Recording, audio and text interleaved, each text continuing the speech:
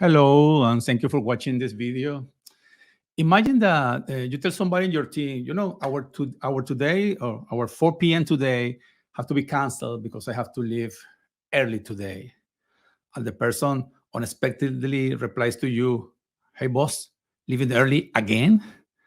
Hi, I'm Eduardo Villegas, and today I would like to talk about the topic transactional analysis for leaders. Transactional analysis is a therapy method developed by Eric Berne during the 50s. Nevertheless, his findings are still considered very very valuable. He called transaction to any interaction between two or more people. And the point is that our unconscious mind plays games. So according to Dr. Byrne, we operate or we transact from three different ego states. These three, and each one are very particular. These three ego states are parent, adults, and child. So let's take a look to see what are these three ego states. Let's start with the parent state. The parent state are the thoughts, what is filled with the thoughts, emotions, and behaviors, right? Our thoughts and emotions drive our behaviors, learn from our parental figures, our parental authorities. So we tend to manage situations the way we saw our parents manage them. Okay. If our parents were confrontational, we think, okay, when I have a problem like that one, I should be confrontational. If they were in the opposite, they were avoidant of issues, okay, I should be avoidant. And it's not something that you plan or you study. It's just what you saw in your house. If you saw all the time your parents arguing, shouting at each other, you say, okay, when there's a conflict, the conflicts are solved shouting to each other. If in your home, when there was a celebration, a Christmas or whatever party, and everybody was drinking and eating a lot, okay, you say, okay, celebration is connected with drinking and alcohol and eating a lot. If your daddy avoided vulnerability, never show vulnerability, okay, that's the way a man should behave. Stuff like that, the way we manage even our finance. So also our parents taught us how to restrain and what are our limits, what is allowed, what is not allowed, what is promoted and what is discouraged, and also ethics and morals. But again, it's what we learn from our parents. If we go to the opposite side, we go to the child. In the next slide, we go to the child state. The childs are, again, the thoughts, emotions, and behaviors reproduced from our childhood. So the difference is parents is what we saw, what we learned from them. And the child state is what we manage, the way we learn to deal with our parents' demands and views. Maybe they were confrontational, and you say, okay, but I don't like that. I want to be avoidant. It's the opposite, and I said earlier, right? Also, being that the child part of our ego includes, being expressive, being impulsive, being complaining, demanding as a child, right? All the emotional drama that we see in society comes from the child part. And the third one, in the middle, and the most important and the ideal one, is the adult ego state, which includes thoughts, emotions, and behaviors that answer to the present challenges, to the present situations, to the moment, to the here and the now. Okay, it has to be with the way I'm going to face or I'm going to live my life today. I am responsible. Okay, I can be objective. I can be practical. I can analyze the situation and decide. I have autonomy. I can operate without my parents, without what my parents taught me. It doesn't mean that what they taught me is wrong, but I can make a decision and the way I reacted as a kid. I don't have to react as a kid, as a child anymore. Okay. But what's the deal with these three ego states? Well, we operate from any of them at any time, and we can switch them, and we talk to the other people. The people reply to us also in different stages.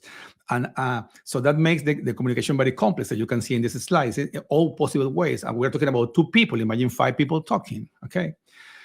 So I think, and the reason of including this topic in my program is that understanding these interactions, understanding the ego states of the people communicating with us and being aware of my own ego states when I talking. I think it's it's a powerful communication tool, and even it's like a leading tool.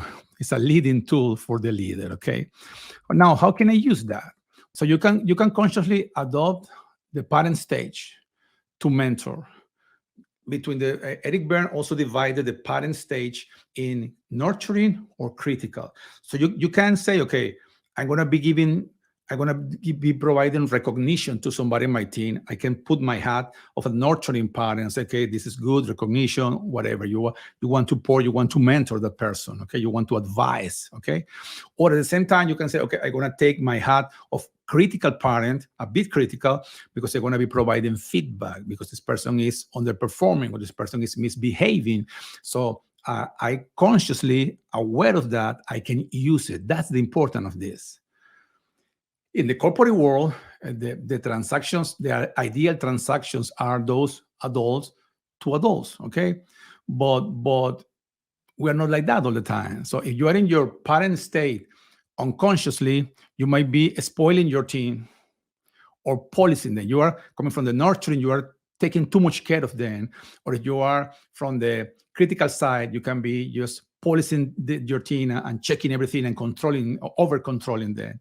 And dwelling in the child state of mind destroys any kind of leadership. How can I become more assertive using the transactional analysis, right? First is developing and sort of respecting my own autonomy. Okay, I am responsible for my decisions. I avoid excuses. I avoid blaming other people. I want to be aware of my default mode. Maybe you believe that you behave. Maybe you're listening to me and say, well, I'm an adult. I act as an adult. Maybe you don't. Okay. Maybe you're trying to teach and nurture your people too much, and it's kind of annoying. They don't react to you. They don't respect you. Or maybe it's the opposite. You're a people pleaser. You're a child. You want everybody happy and everybody laughing, and you don't deliver results because of that. Even when someone comes to you from the child or parent state, you can stick to the adult and you reply in that way. For example, years ago in a country, I don't want to mention the country, I had somebody in my team who one day came to me and say, hey, boss, how are you? You're a Christian, right? I say, yes, I am a Christian. Say, okay, which church do you go? I say, well, I go to that church. He told me. So we have a nice conversation about belief, and that's fine for me, no problem. But then he say, you know, in 1 month time, we're going to have an amazing retreat. We're going to have 100 people, 100 men for this weekend retreat. Okay, that's nice. I say, awesome. I say, would you mind if during the next month, I arrive every day between 9:30 and 10 a.m. so I can have our prayer meeting from 8 to 9?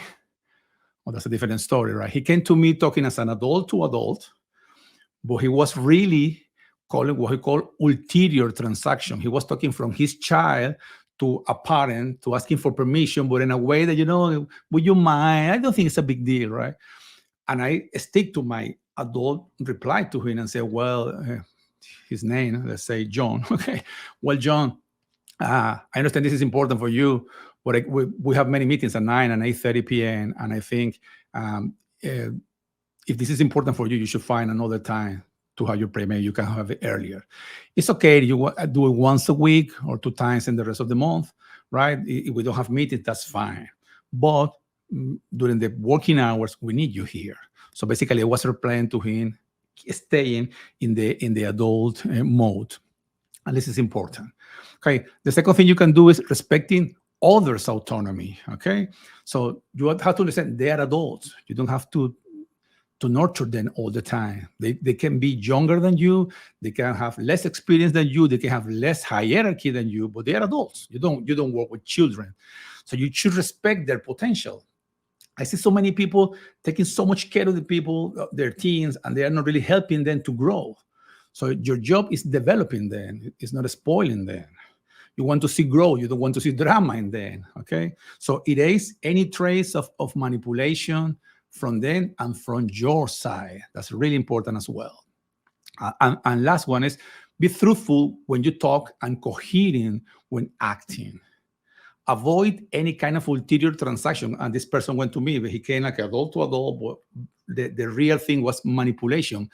The underneath goal was manipulation. So avoid ulterior transactions, saying something to get something else. Be clear, okay? It's really important for a leader perspective that you are really clear. So if you recognize that you face challenges leading your team, you lack respect of them, or you have to police them, or you're continuously trying to motivate them, but you don't see results in them, or you want to transform the culture into a more professional adults one. Here are the ways you can contact me. There are several ways. You can go to my website, and from there you can book a free discovery session where you and I just can get to know each other and see if we are a good fit for the others. You can also download the brochure Leadership, Exceptional Leadership, which is a program I teach in Spanish and English. You can find both of them. This webpage is bilingual. And so I'm here to help you, okay? And if you like this video, please click like it so I can help more people. And as I always say, identifying a barrier is the first step to break it down. Thank you again, and see you next time.